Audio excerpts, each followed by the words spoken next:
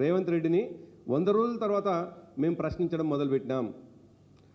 దాని కొనసాగింపగానే ఆయన చెప్పినట్టుగానే రైతు బంధు విషయంలో కావచ్చు, అదేవిధంగా రుణమాఫీ విషయంలో కావచ్చు, నీటిపారుదల విషయంలో నీ ప్రభుత్వ వైఖరి ప్రజలకు వ్యతిరేకంగా ఉన్నది, ప్రజల్ని మోసం చేసే పద్ధతిలో ఉంది అనేటువంటి మాటని మేము మాట్లాడుతున్నాం. మరి అటువంటి సందర్భంలో రేవంత్ రెడ్డి ఆయన నోటి నుంచలే స్వయాన ఆయన మాత్రమే మాట్లాడినటువంటి మాటలు. నిజానికి మా కేటీఆర్ గారో మా కేసీఆర్ గారో మా పార్టీ పక్షాన మరొకరో ఎవరం కూడా సవాల్ విసరలేదు.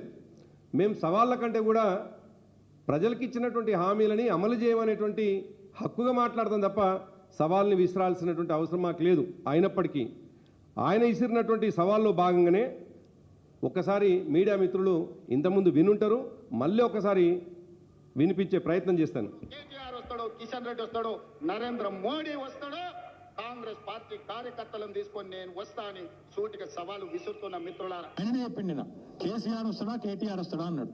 మరి నేను వస్తా అంటున్నా, నీకు దమ్ముంటే రా, లేదంటే ఇంకొక ప్రతిపాదన 8 తారీఖు నాడు, ఇలా 5 తారీఖు, ఎందుకంటే ముఖ్యమంత్రి గారికి ప్రిపేర్ అయ్యేందుకు టైం పడుతుంది.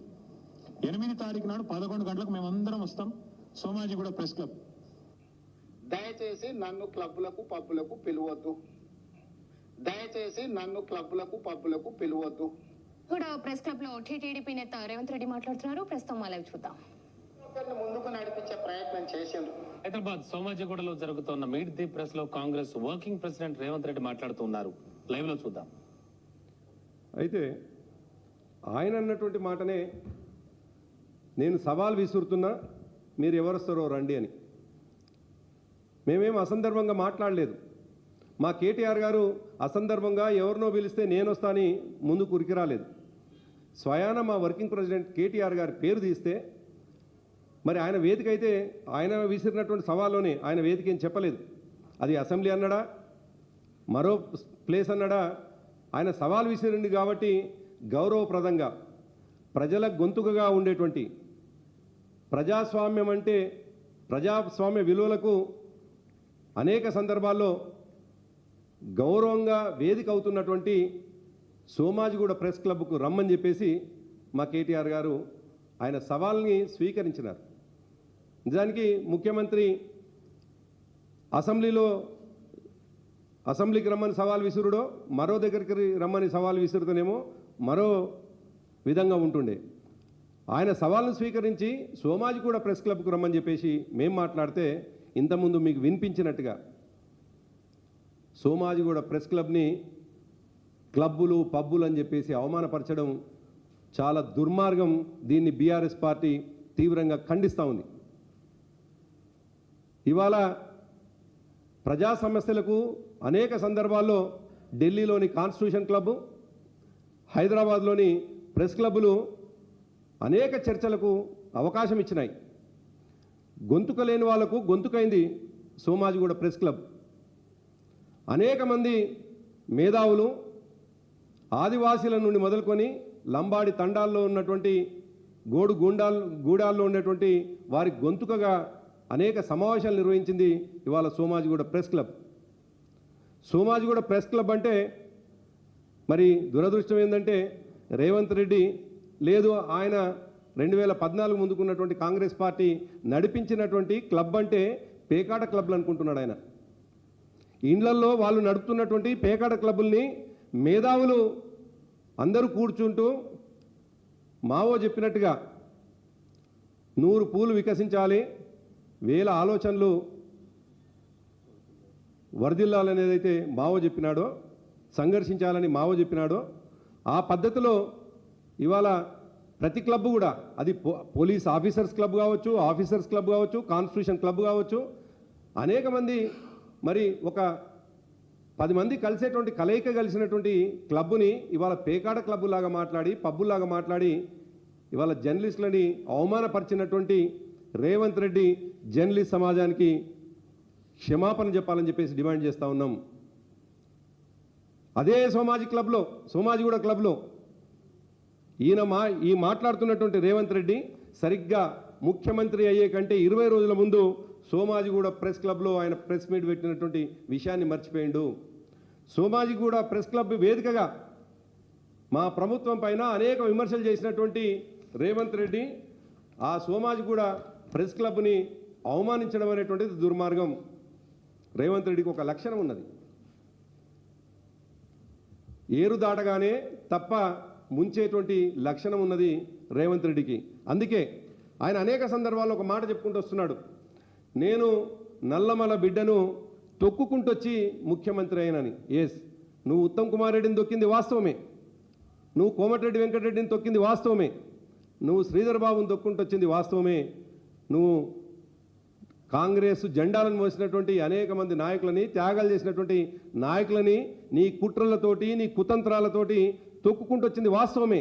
కానీ చివరికి నీ మాట నీ గొంతయి ప్రపంచానికి వినిపించినటువంటి జర్నలిస్టులను కూడా నేను తొక్కుతా అని చెప్పేసి మాట్లాడము, గతంలో మాట్లాడినాం. చివరికి వేదిక అయినటువంటి సోమాజిగూడ ప్రెస్ క్లబ్ని కూడా క్లబ్గా మాట్లాడి, అది ఒక పబ్బు క్లబ్గా మాట్లాడి అవమానపరచడం అనేటువంటిది చాలా దుర్మార్గమైనటువంటి విషయం అనేది ఈ సందర్భంగా గుర్తు చేస్తా ఉన్నాను. ఈ సందర్భంగా మేధావులైనటువంటి వాళ్ళకి, విజ్ఞతతో మాట్లాడేటువంటి వాళ్ళకి, పౌర సమాజానికి విజ్ఞప్తి చేస్తా ఉన్నాను. బాధ్యత కలిగినటువంటి రేవంత్ రెడ్డి మాట్లాడడాన్ని తీవ్రంగా ఖండించాల్సినటువంటి అవసరం ఉండే. కానీ దురదృష్టం ఈ నిమిషం వరకు కూడా మరి ఇప్పటి వరకు బ్లాక్మెయిలింగ్ చేసేటువంటి 1-2 మీడియా ఛానళ్ళు ఉండవచ్చు. ఆ బ్లాక్మెయిలింగ్ మీడియా ఛానళ్ళని మెయిన్ స్ట్రీమ్ మీడియా ఛానళ్ళు ఏవైతే గౌరవంగా ఉంటున్నాయో వాటి అంటగడుతున్నారా తెలియదు. గతంలో మహా ఛానల్ అనేటువంటి ఒక బ్లాక్మెయిలింగ్ ఛానల్ని, ఆ ఛానల్లో వచ్చేటువంటి వార్తలని ఖండిస్తే, లేదు మా కేటీఆర్ గారి మీద ఇష్టం వచ్చినట్టుగా ప్రవర్తిస్తే, కేటీఆర్ గారు అభిమానులు దాని మీద దాడి చేస్తే అప్పటికప్పుడు 5 నిమిషాలనే ప్రతిస్పందించిన వాళ్ళు, 5 నిమిషాలనే ఆంధ్రా నుంచి వెళ్ళి మాట్లాడినటువంటి చంద్రబాబు నాయుడు, ఆంధ్రా నుంచి వెళ్ళి మాట్లాడినటువంటి వారి కొడుకు లోకేష్, ఇక్కడ అసలు దాడులే జరగవు, ముట్టడే లేదు అని ఒకవైపు చర్చ జరుగుతుంటే, రాత్రికి రాత్రి కలగని బండి సంజయ్ ఒక ఛానల్ మీద బీఆర్ఎస్ వాళ్ళు దాడి చేస్తే మేము ఊరుకోమని చెప్పేసి మాట్లాడుతున్నటువంటి వాళ్ళు సాక్షాత్తు ఇవాళ జర్నలిస్టులని అవమానపరుస్తూ సోమాజిగూడ ప్రెస్ క్లబ్ని ఒక పబ్బు క్లబ్ లాగా మాట్లాడినటువంటి బండి సంజయ్ ఎందుకు మాట్లాడటం లేదు? ఇవాళ ప్రజల హక్కుగా మాట్లాడేవాళ్ళు, ప్రజల గొంతుకగా మాట్లాడేటువంటి కమ్యూనిస్టు పార్టీలు ఎక్కడ పోయినాయి? ఎవరికి అమ్ముడు పోతున్నారు? అవే కాదు, ఇవాళ జర్నలిస్ట్ సంఘం నాయకులను నేను విజ్ఞప్తి చేస్తా ఉన్నాను. ఎక్కడైతే ఏ వేదిక ద్వారా అయితే జర్నలిస్టులను అవమానిస్తూ ఉన్నాడో రేవంత్ రెడ్డి, ఎక్కడైతే ఏ వేదిక ద్వారా అయితే సోమాజిగూడ ప్రెస్ క్లబ్ని అవమానిస్తూ ఉన్నాడో అదే సమావేశంలో కూర్చున్నటువంటి కోదండరామ్ గారు ఆనందంగా మాట్లాడుతూ ఉంటే దానికి ఆనందపడుతున్నటువంటి కోదండరామ్ గారు ఇవాళ సమాజానికి సమాధానం చెప్పాలి. జర్నలిస్టుల హక్కుల కోసం నిరంతరం పోరాటం చేస్తామని చెప్పినటువంటి శ్రీనివాసరెడ్డి గారు అదే సమావేశంలో ఉంటారు. ఆయన నుంచి కూడా ప్రతిస్పందన వస్తుందని ఇప్పటిదాకా ఎదురు చూసినాం. ఈరోజు 12 గంటల దాకా ఎదురు చూసినాం. వారే కాదు, ఇవాళ సమాజంలో ఉన్నటువంటి రాజకీయ పార్టీలు రోజు తాము మాట్లాడేటువంటి విషయాల్ని సోమాజిగూడ ప్రెస్ క్లబ్ ద్వారా, మీరు చూపించే కెమెరాల ద్వారా, మీరు రాసేటువంటి పేపర్ల ద్వారా ప్రపంచానికి చూపిస్తున్నటువంటి మిమ్మల్ని అవమానపరుస్తూ ఉంటే మాట్లాడనటువంటి ఈ రాజకీయ పార్టీలను ఏమనాలి? మాట్లాడినటువంటి ఈ జర్నలిస్టు సంఘాల నాయకులని, సోకాల్డ్ జర్నలిస్ట్ సంఘాల నాయకులని తప్పకుండా ప్రశ్నించాల్సినటువంటి అవసరం ఉన్నది. ఈ సందర్భంగా ఈ ప్రెస్ మీట్లో ఉన్నటువంటి మిత్రులను కూడా నేను విజ్ఞప్తి చేస్తా ఉన్నాను. రేవంత్ రెడ్డి వాళ్ళ సమాజాన్ని అవమానపరచడం